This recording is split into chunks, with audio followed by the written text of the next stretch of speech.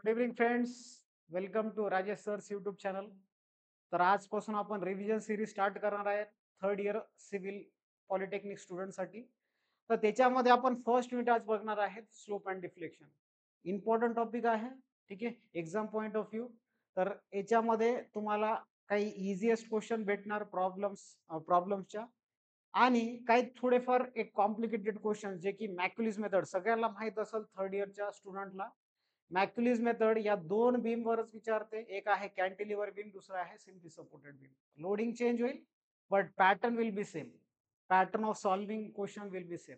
ठीक आहे. तर आज आपण वन बाय वन काही गोष्टी डिस्कशन करणार आहेत. व्यवस्थित हा व्हिडिओ सिरीज तुम्ही बघायचा आहे. सेशन पूर्ण बघायचं आहे, तरच तुम्हाला टॉपिक्स कळणार, क्लिअरली कळणार, विदाउट एनी डाउट्स. ओके, चलो शुरुआत करेंगे अपन ये topic say, that is slope end deflection. Okay, slope end deflection topic नी आपण काय करू, स्टार्ट करू. चलो. ओके, तर रिव्हिजन थ्रू PYQ क्वेश्चन्स मी घेणार आहे या सेशन मध्ये. ठीक आहे. तर बघा, फर्स्ट ऍक्च्युली मी व्हिडिओ स्टार्ट करण्याच्या अगोदर मी थोडंफार त्या टॉपिकच्या रिलेटेड काही गोष्टी डिस्कशन करणार, जे की इम्पॉर्टंट आहे तुम्हाला डिस्कशन, तुमच्यासोबत डिस्कशन करण्यासाठी. ठीक आहे. कारण की आपल्याला त्या टॉपिकचं मिनिंग माहित असेल तर पूर्ण टॉपिक कळणार स्टार्टिंगला, आणि टॉपिकचं मिनिंगच माहित नाही तर कसं कळणार ते टॉपिक, कशासाठी शिकायलो आपण, आणि कुठे इम्प्लिमेंट करतो त्या क्वेश्चन्स वगैरे. ठीक आहे, किंवा प्रॉब्लेम्स वगैरे आपण कुठं सॉल्व्ह करतो त्याला. ओके. तर बघा आता, स्लोप अँड डिफ्लेक्शनचं सगळ्यात महत्वाचं क्वेश्चन तुम्हाला स्लोप अँड डिफ्लेक्शन जे आहे ते तुम्हाला विचारणार, म्हणजे विचारणार. 2 मार्काला क्वेश्चन फिक्स आहे या एक्झाम मध्ये. तुम्हाला हा क्वेश्चन कंपल्सरी दिसणार, म्हणजे दिसणार थिओरिटिकलचं. Define slope and deflection of a beam. चलो, एक मी काय करतो, एक सिंपल बीम काढतो. म्हणजे हा तर थिअरी पॉइंट ऑफ व्ह्यू झाला, but practical point of view तुम्हाला एक एक्झाम्पल घेऊन मी ते टॉपिक क्लिअर करणार किंवा पॉइंट्स क्लिअर करणार. हे कोणता बीम आहे? Simply supported beam carrying UDL. Okay. तर ह्याचं डिफ्लेक्शन कर जे आहे असंच राहणार, पॅराबोलिक शेप देणार. बरोबर ना? डिफ्लेक्शन कर जे आहे ते पॅराबोलिक शेप देणार. आणि समजा फॉर एक्झाम्पल मी ह्या पॉइंट्स पासून टँजंट्स ड्रॉ केलेत. या पॉइंट्स पासून टँजंट ड्रॉ केले, आणि जिथं टँजंट ड्रॉ करतो तिथं आपल्याला काय मेजर करता येते, की अँगल, पर्टिक्युलर अँगल मेजर करता येते. ठीक आहे. आणि ह्याच अँगलला आपण काय म्हणतोय, स्लोप.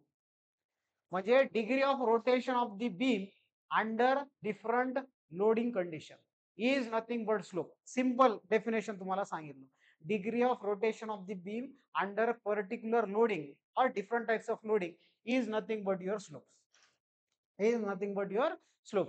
त्याच्यानंतर नेक्स्ट बघा, आता सेंटरला आपण काय मेजर करू शकतो, व्हर्टिकल डिस्प्लेसमेंट मेजर करू शकतो. आणि ह्यालाच आपण काय म्हणतो, डिफ्लेक्शन. ह्यालाच आपण काय म्हणतो रे, डिफ्लेक्शन. ठीक आहे. म्हणजे डिफ्लेक्टेड कर आणि अनडिफ्लेक्टेड म्हणजे अनलोडेड बीम, आणि ह्याला आपण काय म्हणतो, लोडेड बीम. त्याच्यामध्ये डिफरन्स जे आहे किंवा डिस्प्लेसमेंट जे आहे, त्या डिस्प्लेसमेंटला आपण काय म्हणतो, डिफ्लेक्शन म्हणतो. काय म्हणतो, डिफ्लेक्शन. चला आता MSBT point of view definition काय आहे, the slope at any point on the elastic curve. म्हणजे हा कर्व कोणता आहे रे, हा कर्व तुमचा इलास्टिक कर्व राहणार. इलास्टिक कर्व राहणार. म्हणजे काय, फॉर एक्झाम्पल तुम्ही लोडिंग रिमूव्ह करून टाकलं तर ते काय होणार, त्याचं original shape and size regain करणार, आणि त्या प्रॉपर्टीज म्हणजेच काय डिफाईन करणार, ते इलास्टिक कर्व म्हणून डिफाईन करणार आहे. ठीक आहे. तर काय दिलेलं आहे, the slope at any point on the elastic curve of the beam is defined as the angle in degree, sorry angle in Radiance. कशामध्ये मेजर करतो अँगल, एकतर रेडियन किंवा एकतर डिग्री मध्ये मेजर करतो. बट इथं रेडियन दिलेला डेफिनेशन मध्ये, angle in radian that the tangent at that point makes with the original axis of the beam. म्हणजे टँजंट कोणत्या ऍक्सिसला, म्हणजे टँजंट कोणत्या ऍक्सिसला आपण काढलं, म्हणजे कंपॅरिझन केलं, दॅट इज ओरिजिनल ऍक्सिस, जे की तुमचं कोणता ऍक्सिस राहणार, न्यूट्रल ऍक्सिस. कोणता ऍक्सिस राहणार, न्यूट्रल ऍक्सिस.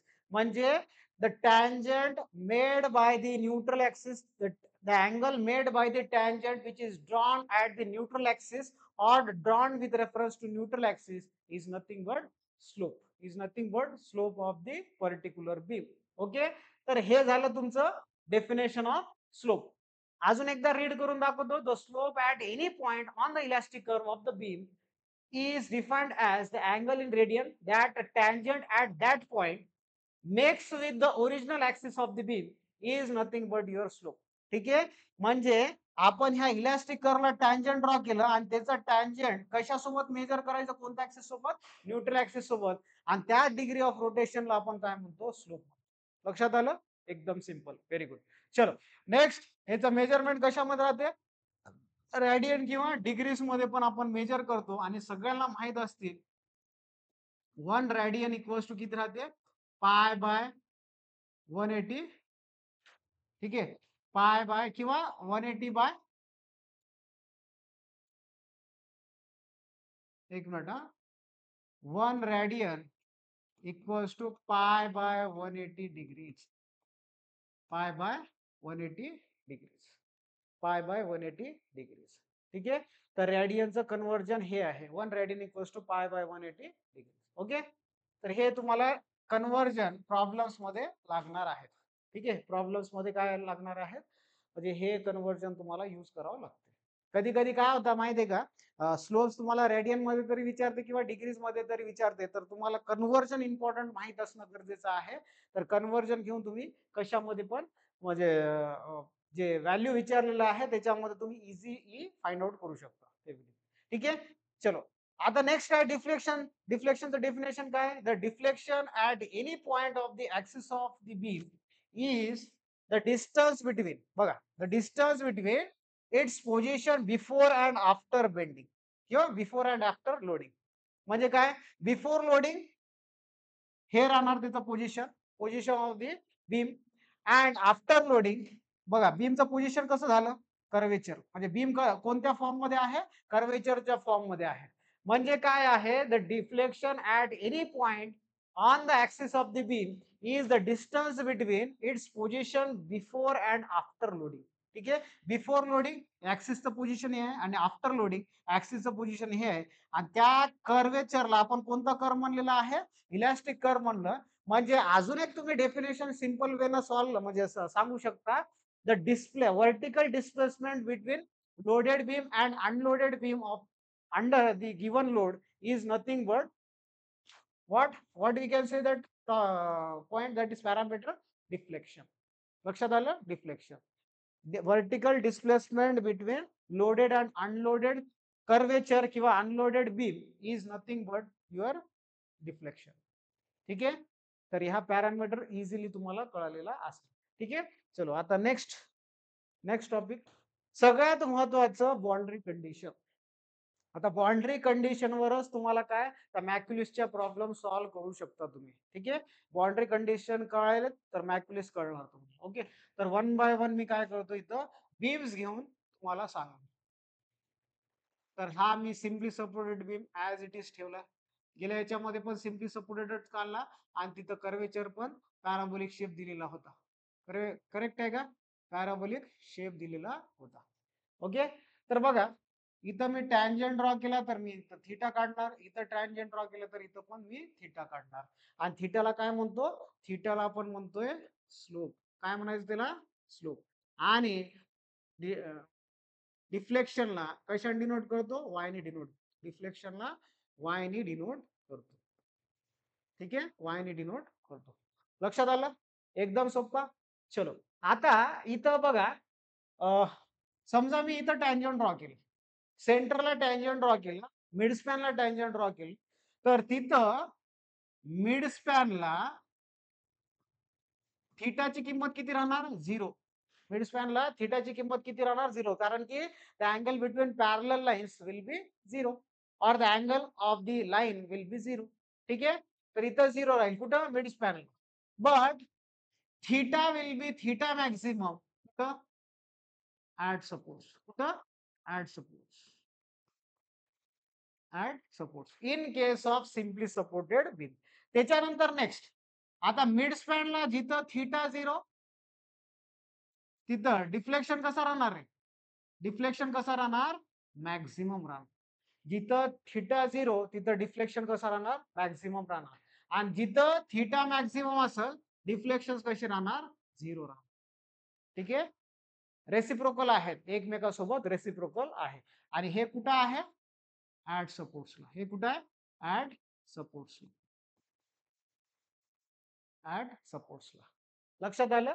हे झालं तुमचं सिम्पली सपोर्टेड. ठीक आहे. तर इथं सपोर्ट कोणता आहे? सिम्पली सपोर्ट वाला. सिम्पली सपोर्टेड एंड साठी हा थिटा मॅक्सिमम राहणार आणि डिफ्लेक्शन 0 राहणार. आणि समजा मिड स्पॅनला तुम्ही मेजर करत असाल सिम्पली सपोर्टेड बीमच्या केसमध्ये, तर theta will be at mid span will be 0 and deflection will be maximum. ठीक आहे. तर हा झाला सिम्पली सपोर्टेड बीम साठी. आता for example me fixed end support घेतला. ठीक आहे.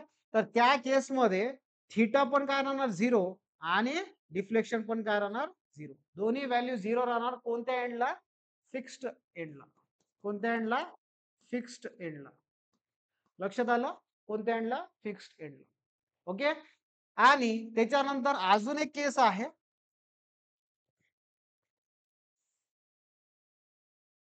समजा मला फ्री एंडला समजा किंवा असा सपोर्ट असेल. कॅन्टिलिव्हर बीम घेतलाय मी. एक एंड फिक्स राहते, दुसरं एंड फ्री राहते. तर ह्या केसमध्ये फ्री एंडला डायरेक्टली काय होणार? समजा तुम्ही लोडिंग टाकला तर डायरेक्ट ते कर्व देणार तुम्हाला ऍट दी एंड. आणि तुम्ही कर्व या कर्वला टँजंट पण ड्रॉ करू शकता आणि त्याचा मॅक्सिमम डिस्प्लेसमेंट, व्हर्टिकल डिस्प्लेसमेंट पण काढू शकता. आणि ते कसे राहणार? फ्री एंडला मॅक्सिमम पॅरामीटर्स राहणार. फ्री एंडला कसे राहणार? मॅक्सिमम पॅरामीटर्स राहणार in case of cantilever beam. तर हा कॅन्टिलिव्हर बीम आहे, हा सिम्पली सपोर्टेड बीम आहे. तर ह्याच्या पॉइंट्स तुम्हाला काय करायचे? नोट करून ठेवायचे नोटबुक मध्ये. आपल्याला मॅक्युलिस सॉल्व्ह करताना हे बाउंड्री कंडिशन्स यूज करता आलं पाहिजे. ठीक आहे. चलो नेक्स्ट. आता सगळ्यात महत्वाचं तुम्हाला स्लोप अँड डिफ्लेक्शनच्या फॉर्म्युलेज माहित पाहिजे. ठीक आहे. तर स्लोप अँड डिफ्लेक्शनचा काय फॉर्म्युलेज माहित पाहिजेत. ओके. तर वन बाय वन आपण काय करू? फॉर्म्युलेज लिहून घेऊ. तर बघा फर्स्ट.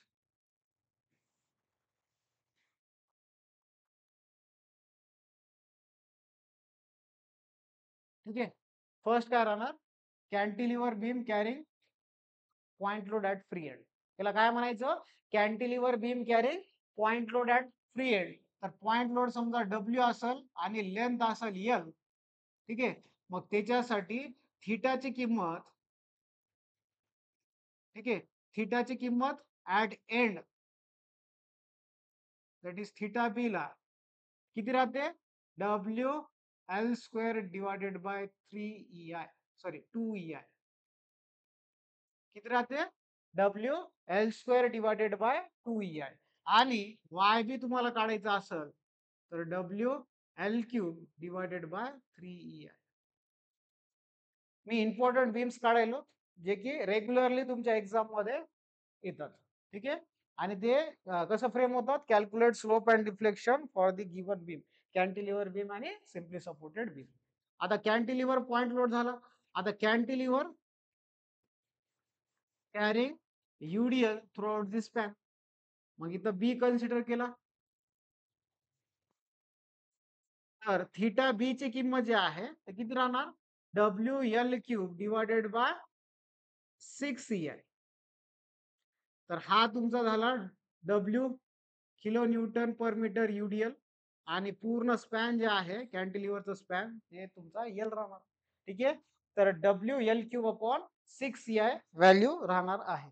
ठीक आहे. त्याच्यानंतर नेक्स्ट आहे वाय बी. ठीक आहे. तर W L to the power 4 upon 8 EI. W L to the power 4 upon 8 EI हे तुमचं काय राहणार?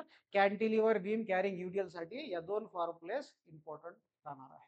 ठीक आहे. चलो नेक्स्ट.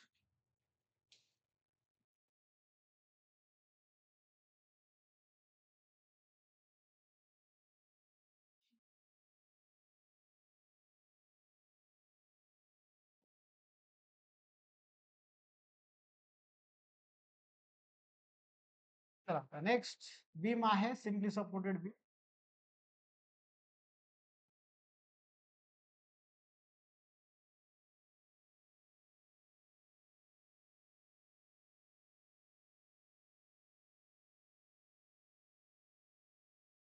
ठीक आहे. तर ह्या बीमला तुम्ही काय नाव देऊ शकता? It is simply supported beam carrying central point load, याला सीपीएल म्हणतो. सीपीएलचा केस आहे सेंट्रल पॉइंट लोड. ठीक आहे. तर ह्या केसमध्ये तुम्हाला theta A equals to theta B same end conditions आहेत, सिम्पली सपोर्टेड आहे. तर त्या एंड्सला व्हॅल्यूज किती राहणार?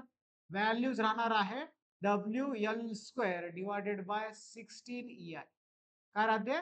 W L square divided by 16 EI. आणि आता सांगितलं मी मिड स्पॅनला व्हॅल्यू किती राहणार? मिड स्पॅनला व्हॅल्यू राहणार आहे थीटाची, दॅट इज 0. किती राहणार? थीटाची किंमत 0 राहणार आहे. ठीक आहे. त्याच्यानंतर नेक्स्ट बघा, तर थीटा सी विल बी 0.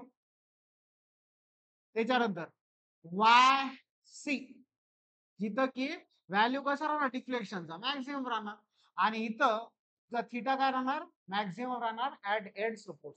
ठीक आहे. तर Y is equals to Y maximum value minus W L cube divided by 48 EI. काय राहील?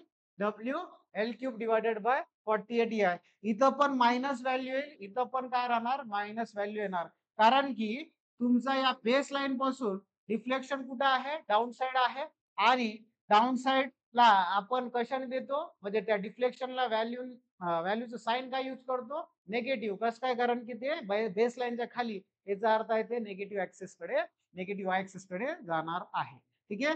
किंवा तुम्ही निगेटिव्ह नाही टाकला तरी काय साइन कन्व्हेन्शन यूज करायचं ब्रॅकेटमध्ये, दॅट इज डाऊनवर्ड डिफ्लेक्शन. याला काय म्हणायचं? डाऊनवर्ड. निगेटिव्ह नाही टाकलं तरी हा चिन्ह डाऊनवर्ड डिफ्लेक्शनचं दाखवायचं आहे तुम्हाला कंपल्सरी. ओके. चलो नेक्स्ट. आता next beam,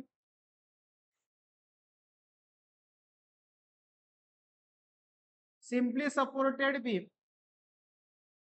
carry UDL. Simply supported beam carry UDL. तर ए बी, आणि इथं सेंटरला मी काय करतो? सी कन्सिडर करतो. आणि सेंटर कसं डिस्ट्रीब्युट होईल? L/2 तर इथं theta A equals to theta B equals to W L cube upon 24 EI. W L cube upon 24 EI. आणि वाय मॅक्सिमम जे की कुठं राहते? सेंटरला -5/384 WL⁴ WL⁴ आणि लक्षात ठेवा मित्रांनो, EI म्हणजे फ्लक्झरल रिजिडिटी. फ्लक्झरल रिजिडिटी काय राहते? फ्लक्झरल रिजिडिटी, जे की तुम्हाला व्हॅल्यू बघा, स्लोप अँड डिफ्लेक्शन कॅल्क्युलेट करा इन टर्म्स ऑफ EI म्हणलं तर EI ऍज इट इज ठेवायचं.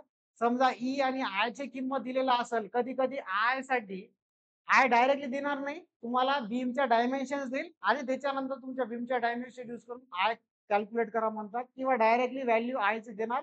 तर दोघांचं जे मल्टिप्लिकेशन आहे अगोदरच करून ठेवा, म्हणजे इझी जाईल या फॉर्म्युल्यामध्ये यूज करताना तुम्हाला ह्या व्हॅल्यूज इझी जाईल, सोपं जाईल आणि डायरेक्टली तुम्ही व्हॅल्यूज कॅल्क्युलेट करू शकता. ठीक आहे. तर ह्या 4 फॉर्म्युले सगळ्यात महत्वाचे. ठीक आहे. अजून एक फॉर्म्युला आहे जे की इसेंट्रिक लोड साठी आहे. ठीक आहे. जे की तुम्हाला ते पण फॉर्म्युलेस पार्ट करून घ्यायचे. ठीक आहे. तर ह्याचं पूर्ण लिस्ट आय थिंक 7 बीम्स आहेत, त्या 7 बीमच्या फॉर्म्युलेस मला पार्ट करायचे. बट या सेशन साठी जेवढे इम्पॉर्टंट आहेत फॉर्म्युलेस आणि एक्झाम मध्ये जे फॉर्म्युलेस इम्पॉर्टंट ठरणार आहेत तेच फॉर्म्युलेस लिहिलेले आहेत. ठीक आहे. तर याच्यावरच आपण काय करणार आहेत? प्रॉब्लेम्स बघणार आहे. ठीक आहे. चलो आता फर्स्ट प्रॉब्लेम आहे. प्रॉब्लेम नंबर 1 काय दिलेलं आहे बेटा? A simply supported beam carrying UDL of 4 kilonewton per meter over entire span 4 meter. Find deflection at midspan of the midspan in terms of EI. ठीक आहे. काय दिलेलं आहे? Simply supported beam. पहिले सिम्पली सपोर्टेड बीम काढून घ्या. मी काम करतो थांबा. शेप्स मध्ये जाऊन पहिले सिम्पली सपोर्टेड बीम घेतो.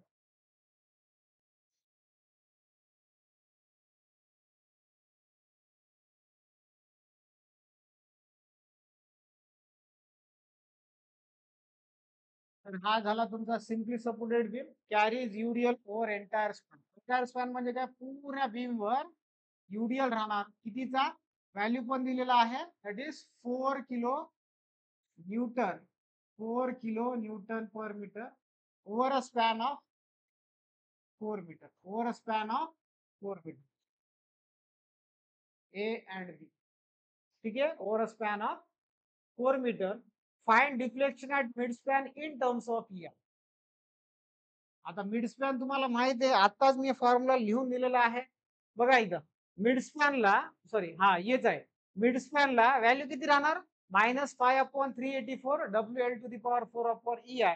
पण त्यांनी काय म्हणलंय, इन टर्म्स ऑफ EI काढा, म्हणजे त्याच्यामध्ये EI दिसणार कंपल्सरी. ठीक आहे, देअरफॉर काय दिलं तिथं, लोडची किंमत दिलेली आहे 4 kilo newton per metre, length दिलेला आहे 4 मीटर. ठीक आहे, त्याच्यानंतर तुम्हाला YC म्हणजे deflection, deflection at mid span calculate करायचं आहे. ठीक आहे, तर वी हॅव, आपल्याकडे फॉर्म्युला आहे YC इक्वल्स टू -5/384. ठीक आहे, 5/384 WL to the power 4 upon EI. ठीक आहे, चला व्हॅल्यूज टाकून द्या. 5/384, डब्ल्यू ची किंमत किती आहे रे, डब्ल्यू ची किंमत आहे 4, एल ची किंमत किती आहे, एल ची किंमत आहे 4, 4 to the power 4 upon EI. ठीक आहे, अपॉन EI. तर हे कॅल्क्युलेट करा मित्रांनो, किती येते बघा. ते आफ्टर कॅल्क्युलेशन ह्याची किंमत येणार -13.33 divided by EI, -13.33 divided by EI or 13.33 upon EI. आणि डिफ्लेक्शन कसं आहे, डाऊनवर्ड. तुम्ही असं शो करू. एकदम सोपा होता. किती मार्काला विचारलं बेटा, 4 मार्काला विचारले. हायच का याच्यामध्ये फॉर्म्युला यूज करा, put the value, get the answer. तुम्हाला फक्त डिफ्लेक्शन विचारला होता इन टर्म्स ऑफ EI. तर इथं बघा डिनॉमिनेटर मध्ये काय दिसते, EI व्हॅल्यू दिसणार आहे. ठीक आहे, चलो नेक्स्ट क्वेश्चन.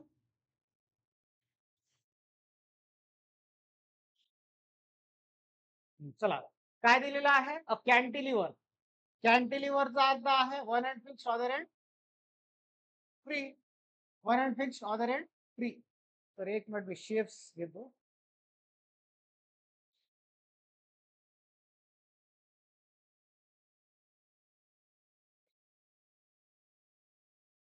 ठीक आहे, cantilever beam 2 metre span, span कितीचा आहे, 2 मीटरचा. ठीक आहे, carries 10 kilo newton load at free end. Free एंडला किती किलो न्यूटनचा आहे, 10 किलो न्यूटनचा लोड ठेवलेला आहे. ठीक आहे, 10 kilo Newton. Find deflection at free end if EI. EI ची किंमत दिलेली आहे तुम्हाला, EI ची किंमत दिलेली आहे 15 10 to the power 3 kilo newton metre square, kilo newton metre square. तर ह्याला समजा तुम्हाला न्यूटन MM स्क्वेअर करायचं असेल, तर डायरेक्टली कशाने मल्टिप्लाय करायचं आहे तुम्हाला, 10 टू दी पॉवर 9 ने मल्टिप्लाय करायचं आहे. म्हणजे हे कशामध्ये निघणार, न्यूटन MM स्क्वेअर मध्ये निघणार. तर total value 15 10 to the power, बघा पॉवर ऍड करा, मल्टिप्लिकेशन मध्ये आहे तर ऍडिशन ऑफ पॉवर करतो आपण. हे टोटल व्हॅल्यू जे पॉवरची राहणार आहे 12 Newton per MM square, sorry Newton MM square. हे झालं तुमचा फ्लक्झरल रिजिडिटी. याला काय म्हणायचं, फ्लक्झरल रिजिडिटी. तर डब्ल्यू ची किंमत दिलेली आहे, म्हणजे दिलेली आहे दॅट इज 10 किलो न्यूटन. तर डब्ल्यू पण कशामध्ये ठेवायचं तुम्हाला, न्यूटन मध्ये ठेवून घ्या. 10 10 टू दी पॉवर 3 न्यूटन. ठीक आहे, त्याच्यानंतर लेंथ दिलेला आहे, लेंथ 2 मीटर आहे, म्हणजे 2000 MM राहणार. आणि आपल्याला डिफ्लेक्शन कुठं काढायचं आहे, फ्री एंडला काढायचं आहे, म्हणजे YP ला काढायचं. म्हणजे काय राहणार, YB ला काढायचं आहे. ठीक आहे, तर वी हॅव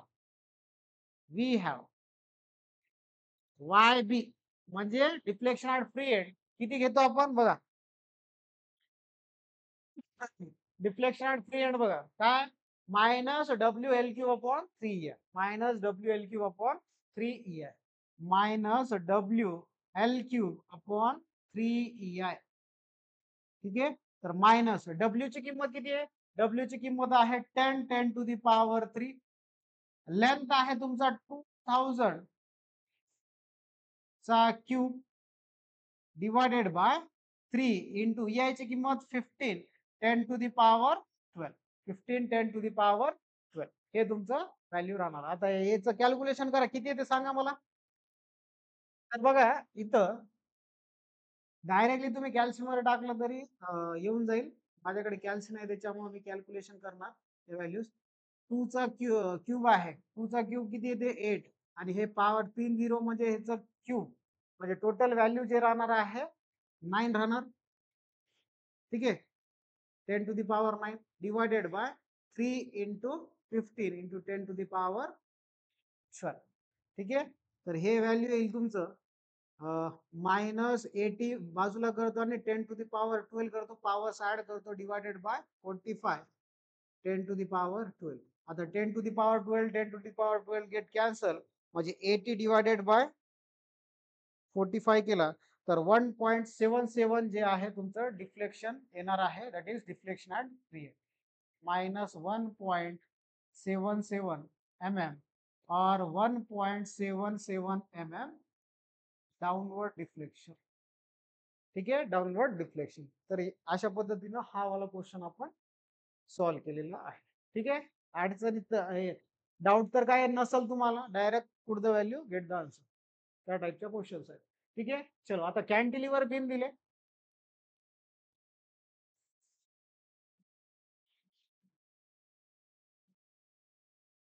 ठीक आहे.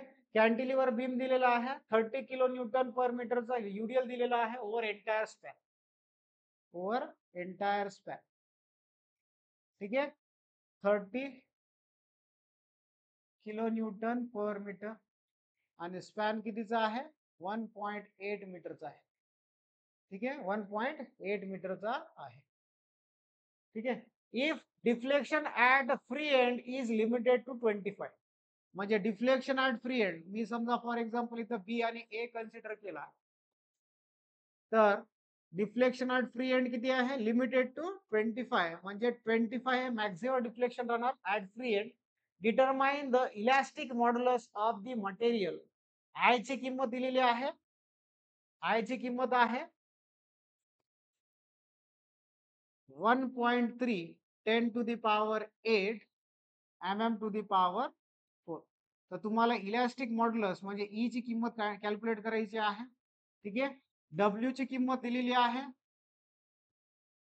30 किलो न्यूटन पर मीटर म्हणजे 30 न्यूटन पर एम एम पण सांगू शकतो. तेवढंच व्हॅल्यू राहणार कारण की इथलचा 3 गेट कॅन्सल म्हणजे किलोचा न्यूटन मध्ये करताना 10 टू दी पॉवर 3 आणि मीटरचा एम एम मध्ये करताना 10 टू दी पॉवर 3 दोन्ही व्हॅल्यूज गेट कॅन्सल. जेवढं युडीएल किलो न्यूटन पर मीटर मध्ये राहते तेवढंच कशामध्ये राहणार न्यूटन पर एम एम मध्ये राहणार आहे. त्याच्यानंतर लेंथ आहे 1.8 मीटर याचा अर्थ आहे 1800 mm. 1800 mm. ठीक आहे. तर एवढा डाटा दिलेला आहे तुम्हाला. तर याच्यासाठी आपण ई ची व्हॅल्यू कॅल्क्युलेट करायची आहे. तर बघा इथं वी हॅव वाय आपण किती लिहितो कॅन्टिलिव्हर युडीएल साठी -डब्ल्यू. आता मायनस यूज करू नका कारण की इथं अननोन फाइंड आउट करताना मायनस चिन्ह यूज करायचं नाही. ठीक आहे. तर W L to the power 4 upon 8 आहे. W L to the power 4 upon 8 आहे. बघा इथं फॉर्म्युलेस लिहिलेले आहेत. हे बघा W L to the power 4 upon 8 आहे कशासाठी कॅन्टिलिव्हर युडीएल साठी. ठीक आहे. चलो तर इथं आपल्याला 25 चं व्हॅल्यू दिलेलं आहे. ठीक आहे. त्याच्यानंतर डब्ल्यू ची किंमत 30 दिलेली आहे. त्याच्यानंतर लेंथ आहे 1810 to the power 4 divided by 8 into E काढायचा आहे. आय ची किंमत किती आहे रे आय ची किंमत 1.3 10 टू दी पॉवर 8 व्हॅल्यू आहे. ठीक आहे. तर एका साईडला करा E 30 10 to the 30 into 1800 10 to the power 4 divided by 25 into 8 into 1.3 10 to the power 8. ठीक आहे 10 to the power 8. ठीक आहे. तर ह्याची किंमत आफ्टर कॅल्क्युलेशन बघा किती येते बघा चेक करा चला याचं कॅल्क्युलेशन बघा मित्रांनो. टोटल व्हॅल्यू जे आहे ते किती आहे? 12 11 2 कॅल्क्युलेट करून ठेवलेलं आहे मी. 11.2.61 न्यूटन पर एम स्क्वेअर राहणार. ठीक आहे, न्यूटन पर एम स्क्वेअर राहणार. और हिलाच आपण काय करू शकतो? 12.11. ठीक आहे, 12.11 किंवा डायरेक्ट हे व्हॅल्यू ठेवलं तरी जमते, काही प्रॉब्लेम नाही. तुम्हाला जीपीएम मध्ये विचारलं तर काय करणार? बघा, जीपीएम मध्ये विचारलं तर ह्याचं कन्वर्जन करून घ्या तुम्ही. बघा, जीपीए 1 जीपीए हे पण कन्वर्जन माहित पाहिजे. 1 जीपीचा अर्थ किती राहते? 10⁻³ न्यूटन पर एम स्क्वेअर.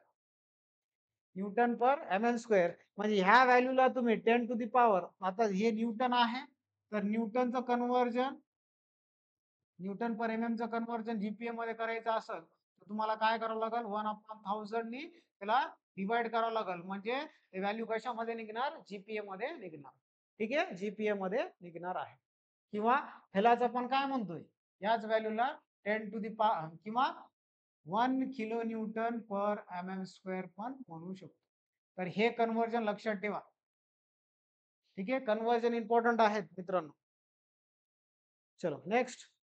आता काय दिलंय? Simply supported beam of span 3 metres, sorry, uh beam of span 3 metre is simply support. ठीक आहे, तर तुम्हाला पहिले काय काढायचं आहे? सिम्पली सपोर्टेड बीम काढायचं आहे. ठीक आहे, carries a UDL of W kilo newton per metre. म्हणजे इथं युडीएल ची किंमत आय थिंक काढायची आहे तुम्हाला. W kilo newton per metre. If slope at the end is not to exceed 10 degrees. ठीक आहे, 10 डिग्रीज आहे म्हणजे स्लोप पण दिलेला आहे तुम्हाला. स्पॅन कितीचा आहे रे?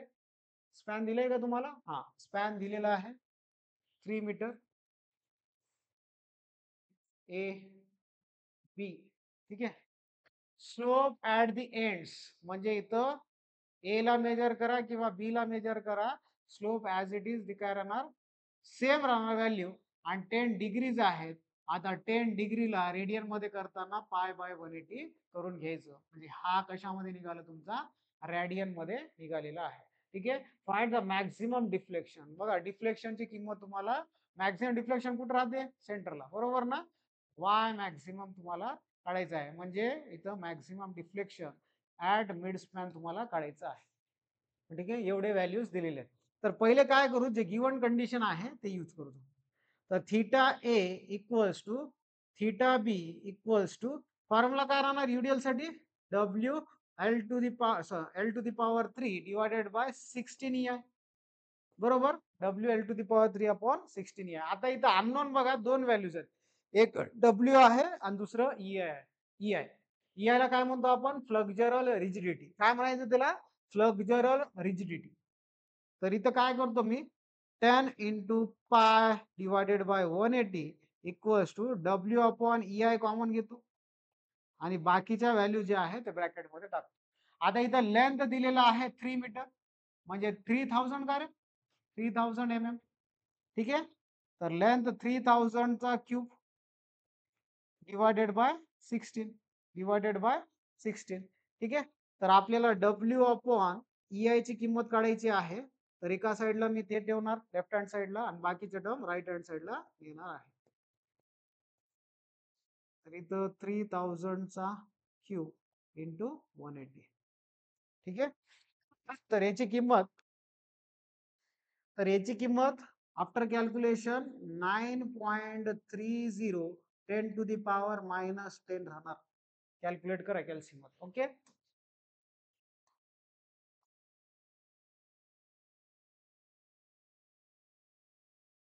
चल आता नेक्स्ट काय करायचं? आपल्याला डिफ्लेक्शनचा फॉर्म्युला यूज करायचा. ठीक आहे, आता डिफ्लेक्शनचा फॉर्म्युला काय? वाय सी म्हणजे Y at centre, deflection at centre, त्यालाच आपण मॅक्सिमम म्हणतो. Minus five upon 384 W L to the power 4 upon EI हे व्हॅल्यू राहणार आहे. ठीक आहे, तर मी काय करतो? 5/384 डब्ल्यू अपॉन EI एका ब्रॅकेट मध्ये ठेवतो. ठीक आहे, आणि इथं एल टू दी पॉवर 4 आहे म्हणजे 3000 दी पॉवर 4 राहणार आहे. चला व्हॅल्यूज टाकून द्या. -5/384 into 9.30 to the power -10 into हे 9चा पॉवर सॉरी 3चा पॉवर 4 आहे तर इथं 81 येईल. आणि इथं 30 म्हणजे 10 टू दी पॉवर 3 आहे त्याचा पॉवर 4 म्हणजे 10 टू दी पॉवर 12 येणार. 10 टू दी पॉवर 12 येणार. तर -5/384 इंटू 9.30 इंटू 81 आणि टोटल पॉवरचं सम किती राहणार? 100 राहणार आहे. ठीक आहे. चला कॅल्क्युलेट करा. ह्याची किंमत सांगा मला. स्टुडंट्स ह्याचं किंमत चुकलेलं आहे कॅल्क्युलेशन. ते आहे तुमच्याकडं व्हॅल्यू 0.10337 एवढं तुमचं व्हॅल्यू आहे. आणि इथं 10 टू दी पॉवर -9 येईल म्हणजे 1.0337 10 टू दी पॉवर -10 पण येऊ शकतो. ठीक आहे. तर याची किंमत जरा चेक करून घ्या. माझ्याकडे कॅल्सी नाही त्याच्यामुळे थोडं प्रॉब्लेम यायले. 10 टू दी पॉवर -10. ठीक आहे. तर याचं कॅल्क्युलेशन बघा मित्रांनो. 5 into 1.0337 into 81 into 100 divided by 384. तर ह्याची किंमत ॲज पर माय कॅल्क्युलेशन -109.02 mm एवढा आहे. एकदा चेक करून घ्या, क्रॉस चेक करा. व्हॅल्यू चुकलं तर मला कमेंट मध्ये सांगा. ठीक आहे. तर ह्याची किंमत एवढी आलेली आहे. वाय मॅक्सिमम और 109.02 mm डाउनवर्ड डिफ्लेक्शन. ठीक आहे. डाउनवर्ड डिफ्लेक्शन एवढं राहणार आहे. ओके. चलो आता नेक्स्ट क्वेश्चन. समजलं ना काय दिलेलं आहे आणि काय कॅल्क्युलेट करायचं होतं? तर याच्यामध्ये बघा डब्ल्यू ची किंमत आणि EI ची किंमत अननोन आहे. तर मी काय केलं त्या स्लोपचं इक्वेशन कारण की मला व्हॅल्यू स्लोपचं दिलेलं आहे तर स्लोपचा फॉर्म्युला यूज करून मी W/EI कॅल्क्युलेट केलं आणि त्याची किंमत मी डिफ्लेक्शनच्या इक्वेशन किंवा फॉर्म्युल्यामध्ये यूज केलेला आहे. मी W/EI ला सेपरेट लिहिलं आणि L टू दी पॉवर 4 ला सेपरेट लिहिलं आणि बाकीचं जे कोइफिशियंट आहे 5/384 त्याला पण सेपरेट लिहिलं. तर W/EI ची किंमत आली याच्यामध्ये टाकलं आणि कॅल्क्युलेट केलं व्हॅल्यू. सिंपल, इझी आहे. ठीक आहे. चलो नेक्स्ट क्वेश्चन. आता नेक्स्ट क्वेश्चन काय दिलेलं आहे? चला रीड करा. नेक्स्ट क्वेश्चन आहे simply supported beam of span 5 metre. पहिले सिम्पली सपोर्टेड बीम काढून घ्या.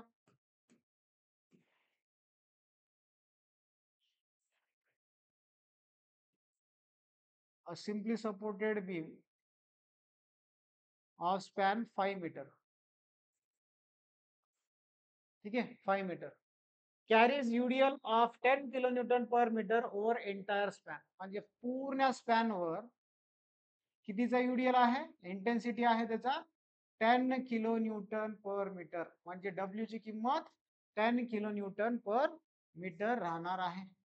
आणि हे कशाची किंमत आहे रे? L ची किंमत आहे. बरोबर. चलो find the slopes at support and deflection at mid span if EI equals to 4 into 10 to the power 13 newton per mm square. ठीक आहे. म्हणजे सिंपल आहे. फॉर्म्युला फॉर्म्युला यूज करायचं आणि व्हॅल्यूज कॅल्क्युलेट करायचे.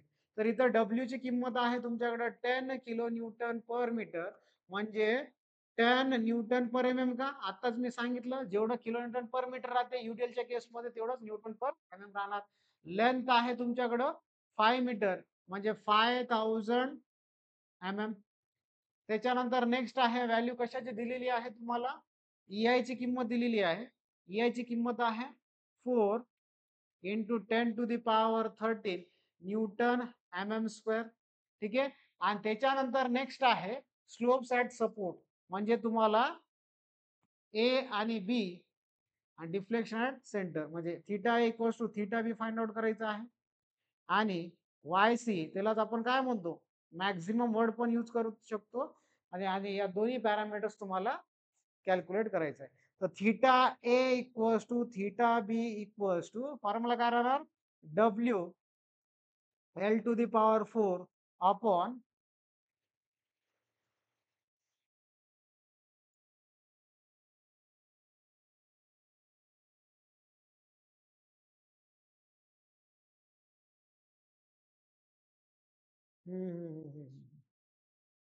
स्टुडंट्स, त्याच्यामुळे म्हणलो इथं व्हॅल्यू 109 कसं आलं, तर आपलं फॉर्म्युला चुकलंय बघा. फॉर्म्युला काय राहायला पाहिजे इथं, सांगा फास्ट. इथं फॉर्म्युला राहायला पाहिजे तुमचा 24. ठीक आहे, तर 16च्या जागी तुमचा व्हॅल्यू किती येणार, 24 येणार. ठीक आहे, तर 24च्या हिशोबाने हा व्हॅल्यू बघा किती येईल. तर 24च्या हिशोबाने हा व्हॅल्यू येणार 10 इंटू 3.14 इंटू 24 डिवायडेड बाय 540. तर ह्याची किंमत येईल मित्रांनो 1.395 इंटू 10⁻⁻9. ठीक आहे, तर इथं चेंज करा थोडंफार. 1.395 इंटू 10⁻⁻9. ठीक आहे, तर ह्याची किंमत येईल -5 इंटू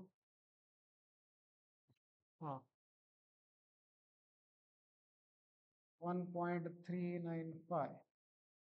चलो, 5 into 1.395 into 81 into 1000 divided by 384.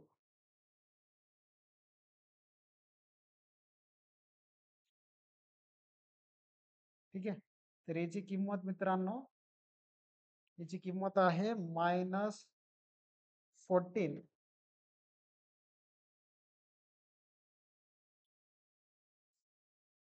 7 1.28 mm. ठीक आहे, 7 1.28 mm एवढं तुमचं व्हॅल्यू राहणार. एकदा चेक करून घ्या व्हॅल्यू. आय थिंक पॉवर मध्ये चुकायले आपलं. ठीक आहे, पॉवर मध्ये चुकत असतील हे, तर व्हॅल्यू एवढं येणार नाही. एकदा चेक करा बरं, एकदा चेक करून घ्या व्हॅल्यूज. व्हॅल्यूज कॅल्सी मध्ये टाकून चेक करा.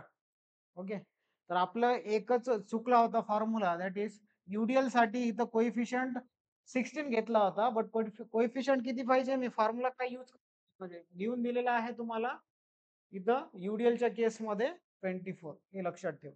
ठीक आहे, चुकी होत राहतात, थोडं काही विषय नाही. तर त्या चुकीला आपण रिसॉल्व करून आपण व्हॅल्यू कॅल्क्युलेट केलेला आहे. ओके, चलो, आता इथं काय दिलेलं आहे, युडीएलच्या केसमध्ये WL³/24 EI हेच फॉर्म्युला आहे का. युडीएलच्या केसमध्ये WL³/24 EI हेच फॉर्म्युला आहे. ठीक आहे, चलो, आता व्हॅल्यू सबस्टिट्यूट करा. 10 इंटू लेंथ किती आहे, लेंथ आहे 5000 चा cube divided bye 24 into EI ची किंमत किती आहे, 4 इंटू 10⁻13. 4 इंटू 10⁻13. चला कॅल्क्युलेट करा हे व्हॅल्यू. हे व्हॅल्यू मित्रांनो 10 इंटू 5000 किंवा डायरेक्टली मी 125 घेतला. ठीक आहे, 24 इंटू 4 96. 96.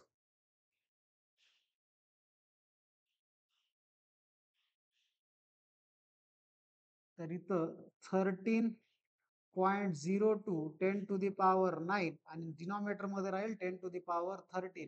म्हणजे हे व्हॅल्यू दिसणार 13.02 10⁻⁻4 आणि व्हॅल्यू कशामध्ये राहील, स्लोपचा रेडियन मध्ये राहणार आहे. ठीक आहे, त्याच्यानंतर आता नेक्स्ट YC म्हणजे Y मॅक्झिमम काढायचा आहे. कुठं काढतो आपण, -5/384 WL⁴/EI. ठीक आहे, -5/384. W ची किंमत किती आहे, W ची किंमत आहे 10. लेंथ आहे 5000⁴ divided by EI 4 into 10⁻13. 4 into 10⁻13. चला, after calculation 5 into 5 into 5 into 5.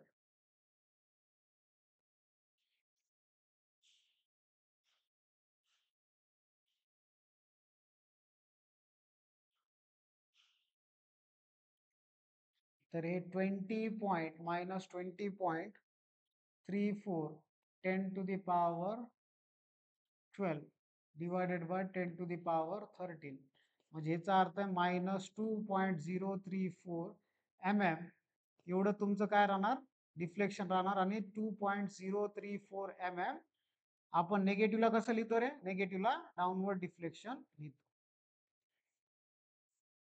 ठीक आहे एवढं तुमचं व्हॅल्यू आलेलं आहे ओके चलो next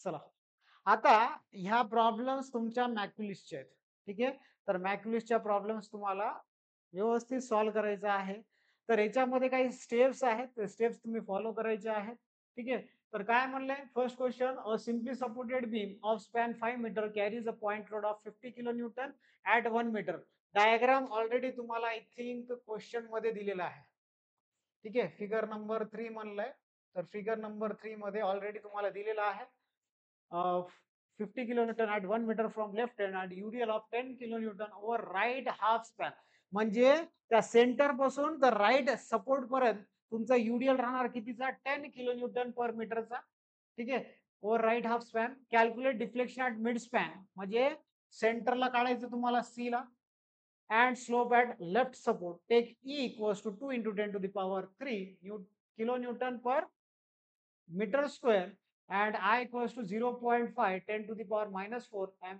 meter to the power 4 full stop use सगळ्यात महत्वाचं मेथड कोणता आहे मॅक्युलिस मेथड मेथड कोणतं राहणार मॅक्युलिस यालाच आपण कोणतं मेथड म्हणतोय अल्टरनेट नाव आहे डबल इंटिग्रेशन मेथड कोणता मेथड डबल इंटिग्रेशन मेथड ठीक आहे तर वन बाय वन आपण काय करू या क्वेश्चनला सॉल्व्ह करून घेऊ तर फर्स्ट काय करायचं calculation of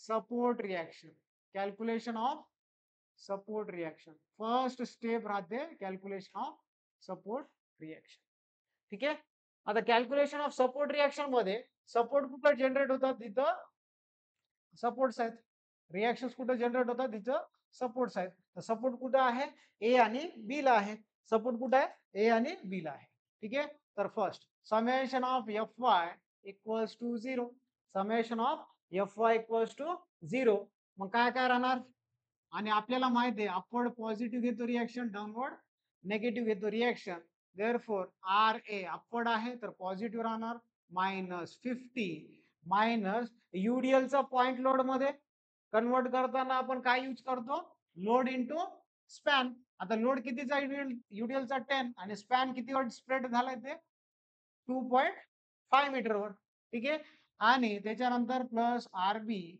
इक्वल्स टू 0 म्हणजे R A plus R B equals to value किती राहिले 25 आणि हे 50 म्हणजे 75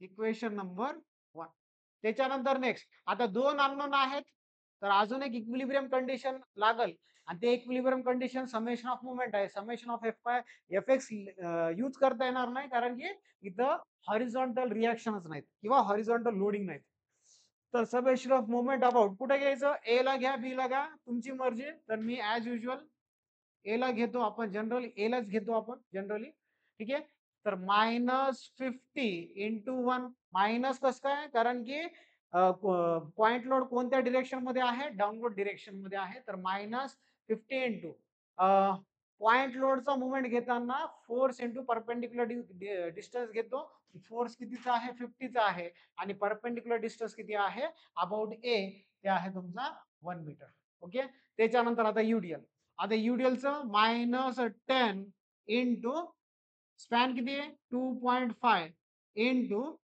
2.5 डिवायडेड बाय 2 तर इथं फॉर्म्युला कोणता यूज केलेला आहे युडीएलचा तुम्हाला समजा मुवमेंट घ्यायचा असेल तर intensity of UDL into span by 2 करतो आता स्पॅन बाय 2 म्हणला तर इथून ते इथपर्यंत आहे ते span by 2 2.5 divided by correct आहे बट आपल्याला मुवमेंट कुठं रिक्वायरमेंट आहे कोणत्या सपोर्टला रिक्वायरमेंट आहे ए ला तर तुम्हाला काय करायचं आहे 2.5 डिवायडेड बाय 2 प्लस 1.5 प्लस 1 करावं लागेल.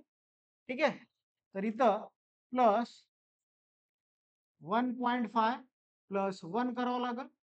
त्याच्यानंतर plus R B into 5 R B into 5 equals to 0. चला कॅल्क्युलेशन करा किती येते बघा. चला आफ्टर कॅल्क्युलेशन आरबी ची किंमत जी आहे, आरबी ची किंमत आहे 28.75 किलो न्यूटन. ठीक आहे. तर त्याच्यानंतर ना from equation number first R A ची किंमत किती निघल? 75 मधून काय मायनस करायचं रे? आरबी. 75 मायनस 28.75 तर ह्याची किंमत येईल मित्रांनो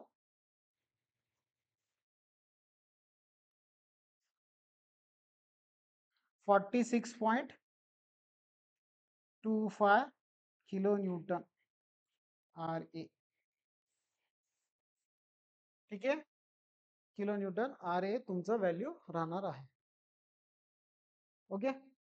चलो हे झालं first step, that is calculation of support reaction in case of simply supported beam. त्याच्यानंतर नेक्स्ट आता सेकंड काय करायचं, इथं सेकंड स्टेप लिहायचं मित्रांनो, taking section XX at a distance x from origin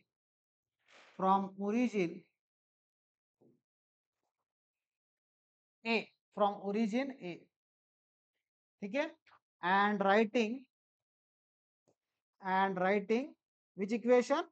Macaulay's equation. writing Macaulay's equation. आता मॅकॉलीज equation सगळ्यांना माहित असेल थर्ड इयरच्या स्टुडंट्सला, EI D square Y by D X square equals to M X X. म्हणजे काय? EI D square Y by D X square equals to M X X चा अर्थ आहे moment about section X X. आता सगळ्यात महत्वाचं third इयरच्या स्टुडंटला doubt येते सेक्शन कुठे घ्यायचं आणि ओरिजिन कोणतं घ्यायचं. ठीक आहे. तर लक्षात ठेवा पॉइंट लोडच्या नंतर युडीएलच्या मधून हे स्टेटमेंट तुम्ही नोट डाऊन करून ठेवायचं. कुठं घेतो आपण सेक्शन? ओरिजिन पासून पॉइंट लोडच्या नंतर युडीएलच्या मधून. आता पॉइंट लोडच्या नंतर युडीएलच्या मधून म्हणजे सेक्शन असं दिसेल तुम्हाला. करेक्ट आहे. आणि ऑब्विसली त्या सेक्शन मध्ये त्या पॉइंट लोड पण कव्हर व्हावं आणि काय कव्हर व्हावं तुमचा? युडीएल पण कव्हर व्हावं.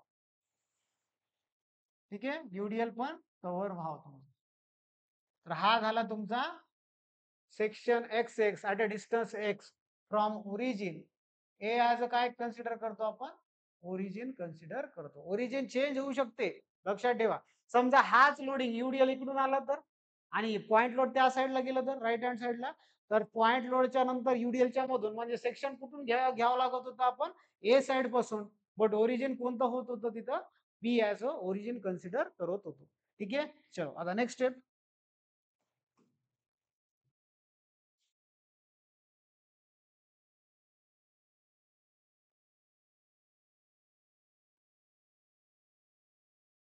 चलो आता काय करायचं?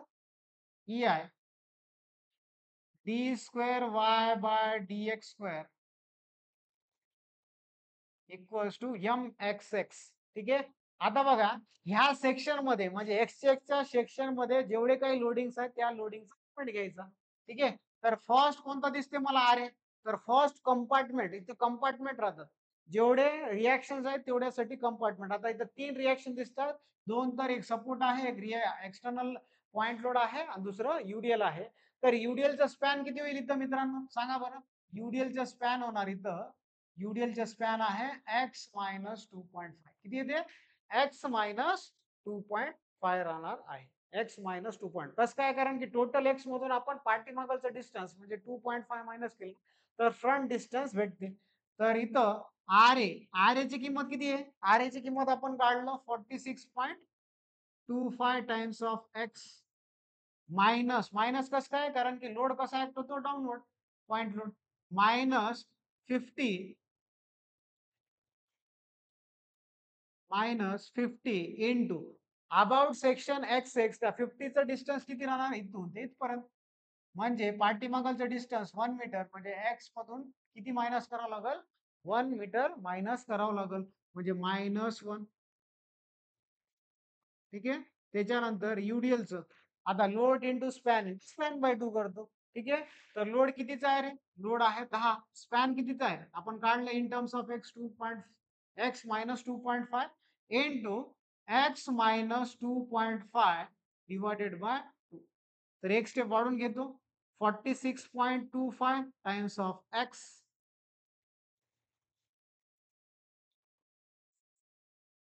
Minus 50 into x minus 1 minus बघा इथं डिनॉमिनेटर मध्ये 2 आहे, न्यूमरेटर मध्ये 10 आहे. मग इथं इथं काय येणार 5 दोन ब्रॅकेट सेम आहेत म्हणजे याचं स्क्वेअर होईल. इक्वेशन नंबर 1 हे झालं तुमचं EI D square Y bye dx square D square Y bye dx square. ठीक आहे. त्याच्यानंतर आता काय करायचं इंटिग्रेट करत राहायचं. Integrating equation number first with respect to x. So, comma, we get which equation? We get slope equation. Slope equation. आणि ते कसं भेटते ते सांगतो.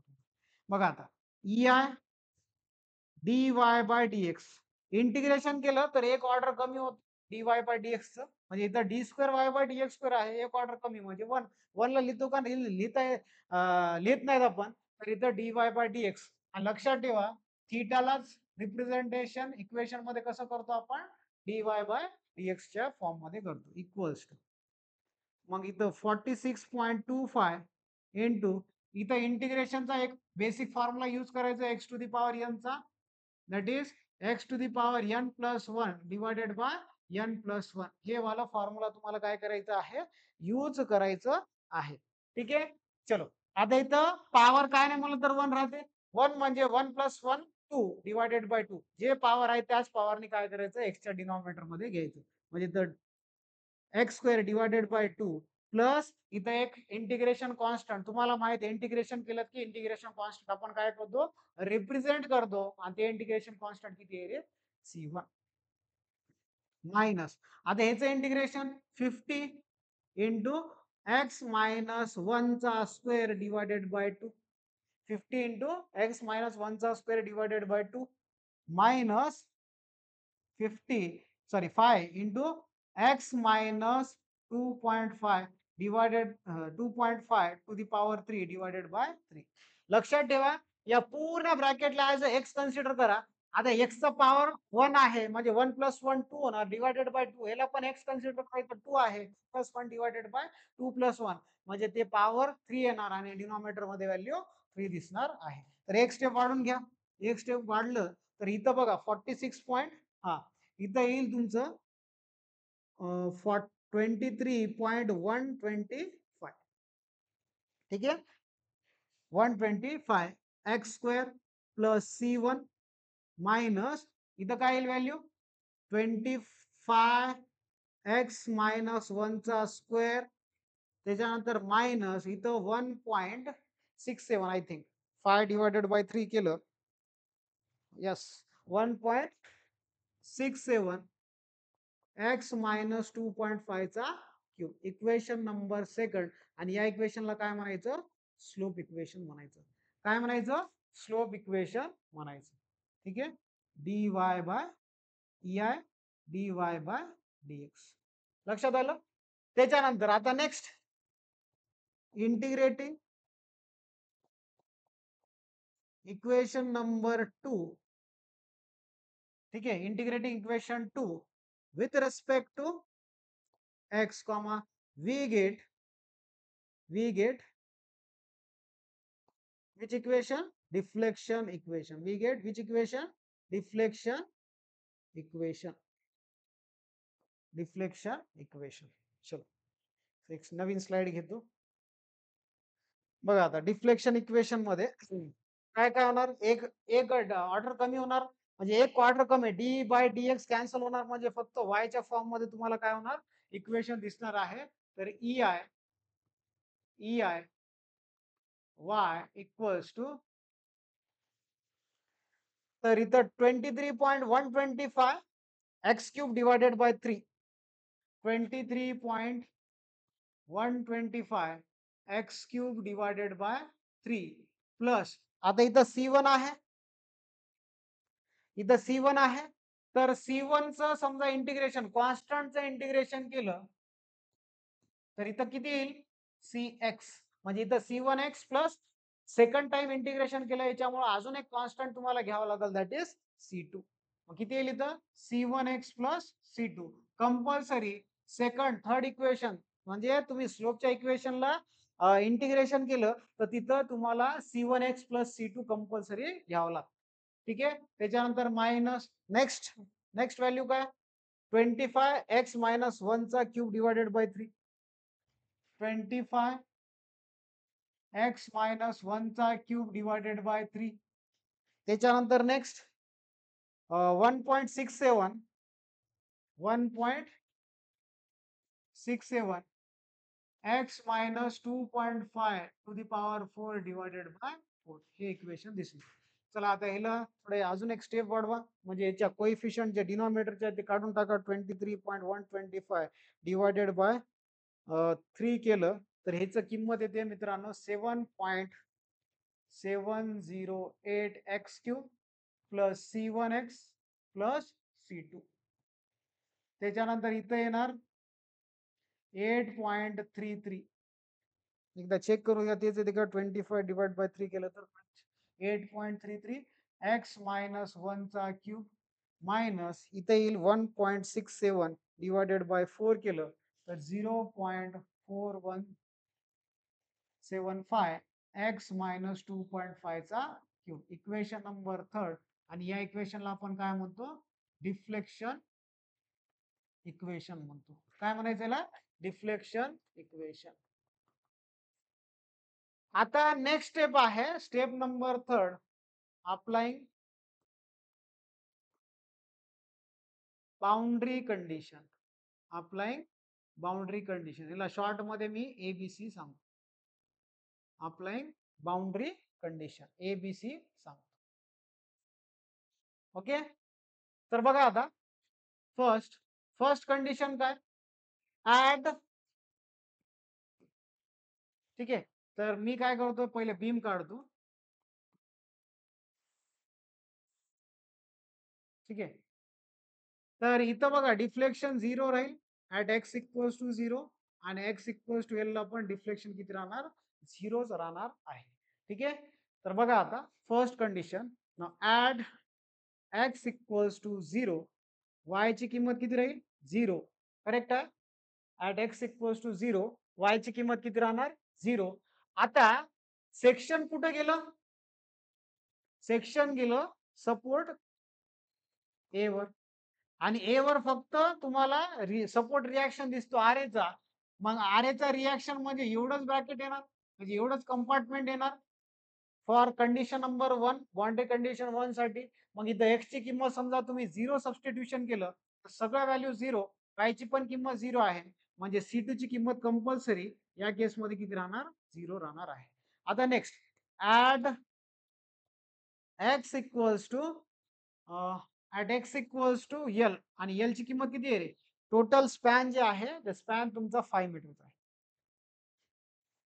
मग y ची किंमत तरी 0 मग या केसमध्ये तुम्हाला C1 ची किंमत यूज करावं लागेल आणि इथं लिहिताना बेटा x y equals to 0 using equation number लिहा युजिंग इक्वेशन नंबर कोणता डिफ्लेक्शनचा that is equation number third C2 ची किंमत किती येईल 0 येईल आणि इथं using equation number third C1 ची किंमत भेटेल तुम्हाला 0 इक्वल्स टू आता इथं 7.8708 एक्स चा क्यूब म्हणजे 5 चा क्यूब प्लस 5C1 C2 तर 0 आहे मायनस 8.33 इंटू व्हॅल्यू बघा 5 मायनस 1 केलं तर 4 चा क्यूब येईल minus 0.4175 into 2.5 to the power 4 ठीक आहे 2.5 टू द पॉवर 4 आता इथं x equals to L equals to 5 म्हणजे सेक्शन कुठे गेलं म्हणजे बी वर, बी सपोर्ट वर, बी पासून आपण ऑलवेज लक्षात ठेवा जिथं सेक्शन शिफ्ट होतो तिथून आपण कोणत्या साईडला बघायचं, ओरिजिनच्या साईडला बघायचं. कोणत्या साईडला बघतोय, ओरिजिनच्या साईडलाच बघतो, लक्षात ठेवा. ठीक आहे, चलो आता कॅल्क्युलेशन करायचं. त्याचं कॅल्क्युलेशन येईल बेटा 7.708 इंटू 125, त्याच्यानंतर -8.33 इंटू 4चा क्यूब म्हणजे 64 आणि -0.4175 इंटू 2.5 इंटू 2.5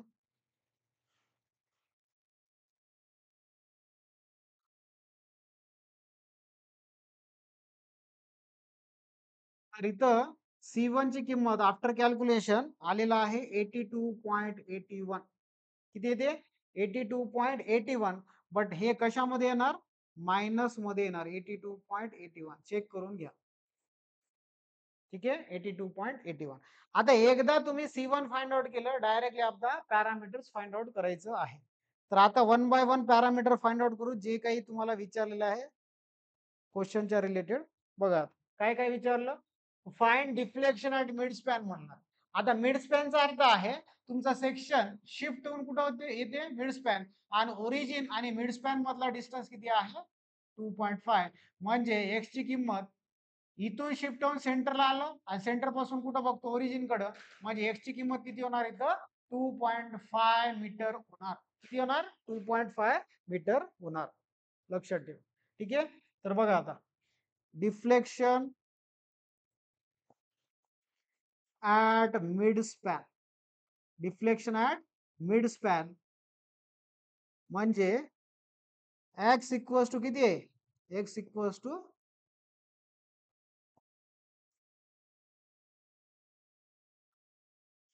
हे आपल्याला यूज करावं लागेल. युझिंग कोणता इक्वेशन, डिफ्लेक्शनचा. आणि युझिंग इक्वेशन नंबर कोणता, युझिंग इक्वेशन नंबर आहे थर्ड. आता सगळ्यात महत्वाचं इथं बोरानला कोणत्या कोणत्या व्हॅल्यूज किंवा कोणत्या कोणत्या कंपार्टमेंट जे आहेत, जे जे की डिफ्लेक्शन इक्वेशन मध्ये आहे आणि स्लोपच्या इक्वेशन मध्ये आहे, ते कसं घ्यायचं ते कळत नाही. शिफ्ट केलं, कोणत्या साईडला आलं, सेंटरला, आणि सेंटर पासून कुठं बघतोय, सेंटर पासून आपण बघतो ओरिजिन कडे. तर ओरिजिन कडे बघितलं तर एक एक्सटर्नल फोर्स आणि काय दिसते, सपोर्ट रिएक्शन, म्हणजे दोनच कंपार्टमेंट दिसतात आणि त्या कंपार्टमेंटच घ्यायचे, हे वालं आणि हे वालं. लक्षात आलं, कारण की हे 2.5 याच्यामध्ये टाकलं तर हे व्हॅल्यू मायनस वर जाणार, म्हणजे व्हॅल्यू एवढंच येणार, तुमचा दोनच कंपार्टमेंटचा व्हॅल्यू येणार आहे. ठीक आहे, तर बघा आता EI वाय कुठं ऍट 2.5 मीटर इक्वल्स टू, चला व्हॅल्यूज टाका, 7.708. एक्स ची किंमत 2.5 चा क्यूब, त्याच्यानंतर C1 आहे -82.81 इंटू 2.5, C2 0 आहे, -8.33 इंटू 1.5 येईल, कारण की 2.5 -1 केला तर 1.5 आणि त्याचा क्यूब येणार आहे, त्याचं काय येणार, क्यूब येणार.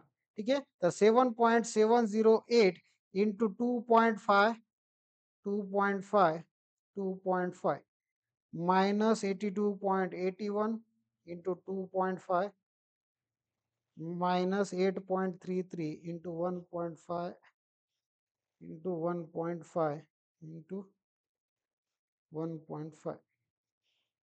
तर ह्याची किंमत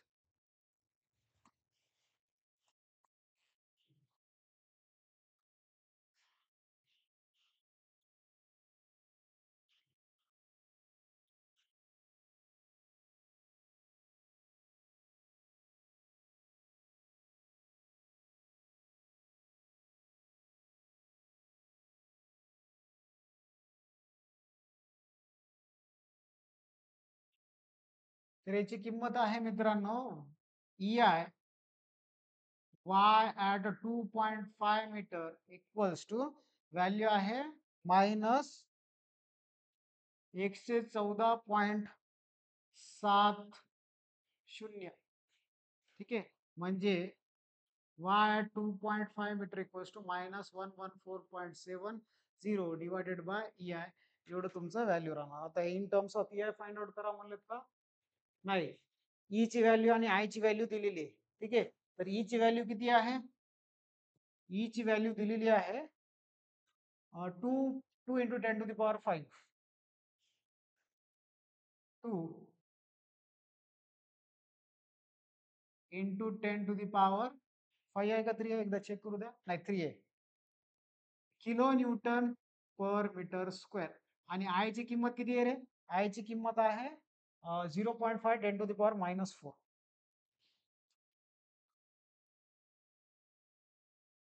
कशामध्ये आहे? मीटर टू दी पॉवर 4 मध्येच आहे. ठीक आहे, मीटर टू दी पॉवर 4 मध्येच आहे. तर हे पण व्हॅल्यू सगळ्या कशामध्ये आहेत? किलो न्यूटन मीटर मध्येच आहे. म्हणजे ही ची किंमत किलो न्यूटन मीटर स्क्वेअर मध्ये ठेवावं लागेल. ठीक आहे, तर ही ची किंमत 2 10 to the power 3 into 0.5 10 to the power -4 एवढी व्हॅल्यू येणार आहे. ठीक आहे, तर याची किंमत बघा. याची किंमत किती येईल मित्रांनो? सांगा जरा. तर इथं बघा 2 into 0.5 divided by 10 divided by म्हणजे इथं 0.1 किलो न्यूटन मीटर स्क्वेअर येईल. ठीक आहे, किलो न्यूटन मीटर स्क्वेअर. तर याच्यामध्ये टाकून टाका डिवायडेड बाय 0.1 म्हणजे याची किंमत येणार -114.7 नाही 114.1147 एवढं व्हॅल्यू येणार. कशामध्ये आहे? मीटर मध्ये. ठीक आहे, कशामध्ये येणार? मीटर मध्ये येणार. ठीक आहे,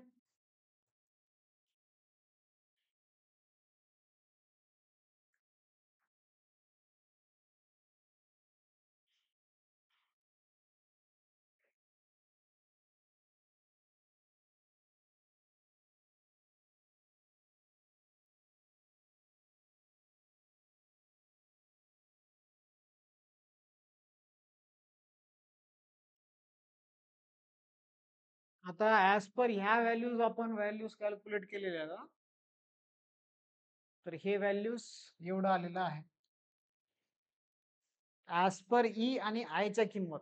आता समजलं ना तुम्हाला फंडा काय याच्यामध्ये? सगळं खेळ आहे तुमच्या सेक्शनवर. लक्षात ठेवा, सेक्शन व्यवस्थित तुम्ही ड्रॉ केलेत तर तुम्हाला बाकीच्या इक्वेशन जे आहे स्लोप आणि डिफ्लेक्शन इक्वेशन त्याच्यामध्ये तुम्हाला डाऊट येणार नाही. ओके, लक्षात आलं. आता आपल्याला अजून काय फाइंड आउट करायचं तर स्लोप ऍट लेफ्ट सपोर्ट म्हणलाय. ठीक आहे, तर स्लोप ऍट लेफ्ट सपोर्ट बघा नाव 5th point. Slope at left support म्हणजे लेफ्ट सपोर्ट कोणता झाला रे? म्हणजे dy बाय dx ऍट ए. आणि तुम्हाला माहित आहे ए तर ओरिजिन आहे आणि ओरिजिनला एक्स ची किंमत किती राहते? 0. नाव युजिंग इक्वेशन नंबर सेकंड, कारण स्लोप इक्वेशन कोणत्या इक्वेशन मध्ये आहे? सेकंड इक्वेशन मध्ये आहे. Therefore EI dy by dx आता कुठं आहे ते? At A equals to. आता हा सेक्शन जे आहे ते कुठं गेलं?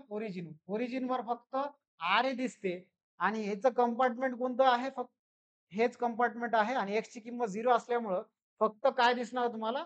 C1 ची व्हॅल्यू तुम्हाला घ्यावं लागेल इथं. ओनली C1 दिसणार. Therefore dy by dx at A equals to C1 divided by EI. आणि C1 ची किंमत आहे तुमच्याकडे मित्रांनो -82.81 डिवायडेड बाय 0.1 म्हणजे -828.1 मीटर. एवढं तुमचं व्हॅल्यू राहणार. कशाचं? सॉरी, मीटर येणार नाही, रेडियन येईल. ठीक आहे, रेडियन येईल. आय थिंक EI ची किंमत बहुतेक व्हॅल्यू चुकलं त्याच्या. ओके, mm² व्हायला पाहिजे इथं, कारण की हे व्हॅल्यूज एवढे मोठे येणार नाही. तर आय थिंक हे mm² येईल. ठीक आहे, तर mm² आला तर हे व्हॅल्यू जे आहे तर तुम्हाला सांगतो.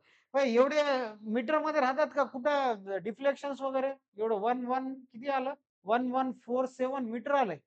एवढं राहते का डिफ्लेक्शन? तर याच्यामुळं ई ची किंमत आय थिंक तिथं प्रिंट मिस्टेक झालेला असेल. तर ई ची किंमत 2 into 10 to the power 3 आणि हे mm² आहे. डिनॉमिनेटर मध्ये 10 to the power 6 येईल आणि ते वर जाऊन काय होणार +6 होणार.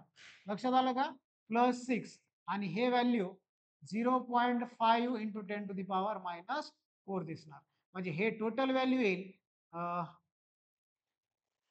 तर टोटल व्हॅल्यू येईल हे 1 10 टू दी पॉवर व्हॅल्यू येणार 9 9 आणि हे 4 म्हणजे 5. ठीक आहे 10 टू दी पॉवर 5. तर हे समजा तुम्ही डिवाइड करून घेतलं 10 टू दी पॉवर 5 तर हे व्हॅल्यू येणार मित्रांनो 114.70.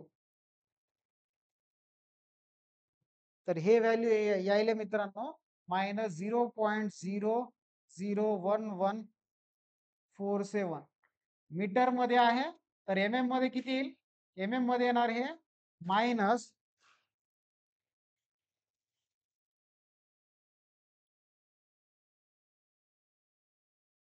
-1.147 ठीक आहे हे बरोबर आहे. इथं आय थिंक डिनॉमिनेटर मध्ये इथं काय दिले मीटर स्क्वेअर दिलेलं आहे. आय थिंक हे एम एम स्क्वेअर आहे. लक्षात ठेवा एवढं मोठं येणार नाही. ठीक आहे तर बघा इथं एम एम स्क्वेअर तर हा व्हॅल्यू एक्झॅक्ट आहे. तर 2.5 मीटरच्या डिफ्लेक्शनची व्हॅल्यू मायनस मायनस आपण काढून टाकतो. तर 1.147 एम एम आणि त्या मायनसला कसं देतो आपण डाऊनवर्ड डिफ्लेक्शन देतो. आणि इथं पण चेंज करा. इथं काय येणार 10 टू दी पॉवर 5 तर हे व्हॅल्यू दिसणार तुम्हाला 82.81 10 टू दी पॉवर 5. तर हे व्हॅल्यू येणार -8.281 10 टू दी पॉवर -4 रेडियन. ठीक आहे एवढं तुमचं काय राहणार रिफ्लेक्शन स्लोप राहणार आहे. Slope at left support.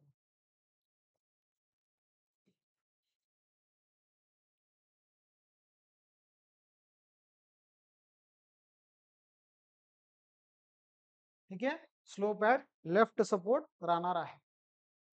ठीक आहे आता फॉर एक्झाम्पल तुम्हाला इथंच विचारलं find out slope at right support म्हणला तर एक्स ची किंमत बघा सेक्शन कुठे गेला बी वर गेला. आता बी पासून ओरिजिन कडे बघितलं तर ओरिजिन आणि सेक्शन मधला डिस्टन्स किती आहे 5 मीटर म्हणजे एक्स ची किंमत किती राहणार 5 म्हणजे पूर्ण त्या कंपार्टमेंट 3 कंपार्टमेंट तुम्हाला यूज करावं लागेल. आता तुम्हाला म्हणलं इथं find deflection under the point load म्हणला. आता पॉइंट लोड एकच दिसतो दॅट इज 50 किलो न्यूटन म्हणजे सेक्शन हा कुठं जाईल 50 ला म्हणजे 50च्या वर येणार सेक्शन आणि सेक्शन पासून कुठं ओरिजिन कडे दोघांमधलं डिस्टन्स किती आहे 1 मीटर म्हणजे एक्स ची किंमत किती राहणार 1 म्हणजे जेवढे काही कंपार्टमेंट आहेत म्हणजे एक सेक्शन वरचा लोड आहे 50 चा आणि आर ए या दोनच लोड कन्सिडर करून तुम्हाला डिफ्लेक्शन कॅल्क्युलेट करायचं आहे. आता इथं म्हणलंय कॅल्क्युलेट डिफ्लेक्शन ऍट बी म्हणला. ठीक आहे कॅल्क्युलेट डिफ्लेक्शन ऍट बी म्हणला.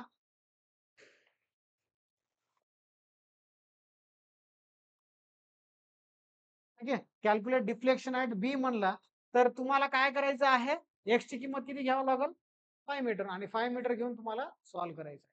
सगळं खेळ सेक्शनचा आहे सेक्शन शिफ्टिंगचा आहे सगळं. एकदा सेक्शन शिफ्ट करता आलं तुम्हाला आणि त्या सेक्शन पासून सिम्पली सपोर्टेडच्या केसमध्ये ओरिजिन कडे बघितलं तर तुम्हाला डायरेक्टली काय त्या व्हॅल्यूज इझिली कॅल्क्युलेट करता येतात. लक्षात आलं का एकदम सोपं आहे बेसिक आहे. तर बेसिक बीम घेतला आणि सॉल्व्ह केलं. ओके चला आता हे क्वेश्चन तुम्ही होमवर्कला घ्या. ठीक आहे हा वाला क्वेश्चन होमवर्कला घ्या. आता याच्यामध्ये काय म्हणले deflection under the point under the point load of the simply supported beam. आता सेक्शन किती आहे ओरिजिन कुठे घेतो पॉइंट लोडच्या नंतर म्हणजे हा झाला तुमचा सेक्शन आणि ओरिजिन काय झालं तुमचा ए ऍज अ ओरिजिन झाला. ठीक आहे इथून ते इथपर्यंत डिस्टन्स जे आहे ते एक्स राहणार. ठीक आहे सगळं सेम आहे स्टेप्स कोणत्या कोणत्या स्टेप सेम आहेत बघा कॅल्क्युलेशन ऑफ सपोर्ट रिएक्शन त्याच्यानंतर taking section X x at a distance x from origin A and writing Michaelis equation पूर्ण सेमच आहेत स्टेप्स कुठपर्यंत या थर्ड स्टेप पर्यंत सेम राहणार. त्याच्यानंतर इथं चेंज होणार डिफ्लेक्शन कुठं म्हणलंय deflection under the point load म्हणला या केसमध्ये. ठीक आहे deflection under the point load म्हणलेला आहे म्हणजे सेक्शन कुठे शिफ्ट झाला 120 सॉरी 12 किलो न्यूटन वर मग 12 किलोमीटर पासून तर ओरिजिन कडे बघितलं तर डिस्टन्स किती आहे त्याच्यामध्ये 3 मीटर म्हणजे x ची किंमत किती राहील 3. मग हा x इक्वल्स टू 3 घेऊन तुम्हाला काय कॅल्क्युलेट करायचं आहे डिफ्लेक्शन कॅल्क्युलेट करायचं आहे लक्षात ठेवा. ठीक आहे तर in terms of A find out करायचं आहे ते तुम्ही फाइंड आउट इझिली करू शकता. ठीक आहे